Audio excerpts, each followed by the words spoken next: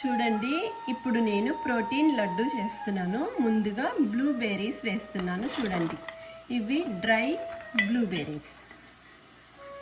తరువాత వేపిన జీడిపప్పు ఇట్లా ముక్కలు ముక్కలు కట్ చేసుకోవాలి. క్యాష్యూ నట్స్, తరువాత డేట్స్, ఖర్జూర పండు. చూడండి, తరువాత ఏమేస్తున్నానంటే వాల్నట్స్. ఈ వాల్నట్స్ ఇట్లా ముక్కలు ముక్కలు చేసేసుకోవాలి చిన్న చిన్నగా. ఇప్పుడు అంజీర్ వేస్తున్నాను. పిగ్స్, ఇది కూడా ఇట్లా కట్ చేసేసుకోవాలి. ఈ పిగ్స్ కూడా చాలా మంచిది. అంజీర్. చూడండి, తరువాత వేపిన ససమి సీడ్స్, నువ్వులు దోరగా వేపేసాను.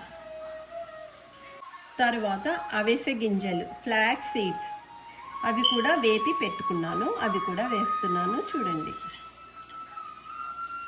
తరువాత సన్ఫ్లవర్ సీడ్స్, చూడండి, ఇవి కూడా దోరగా వేపి పెట్టుకున్నాను.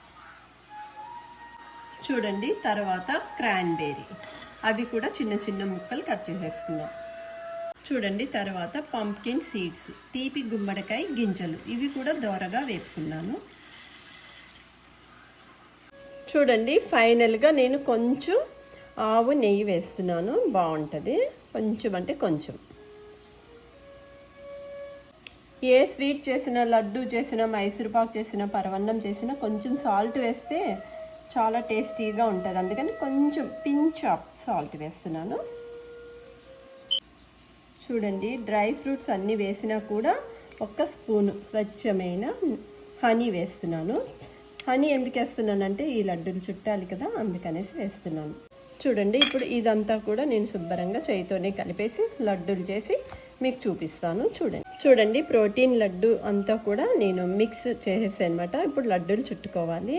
ఇలా చుట్టేసుకున్నాక అన్ని లడ్డూలు ఎన్ని అయినాయో మీకు చూపిస్తాను. చూడండి, ఎంత మంచిది. మనం ఇట్లా ఇంట్లో ప్రోటీన్ లడ్డు చేసుకొని పిల్లలకి పెడితే చాలా ఇష్టంగా తింటారన్నమాట. అందుకనేసి నేను మీకు చూపిస్తున్నాను. మీరు కూడా మీ పిల్లలకి ఇలా పెట్టండి, ఓకేనా? చూడండి, ప్రోటీన్ లడ్డు చేయడం అయిపోయింది.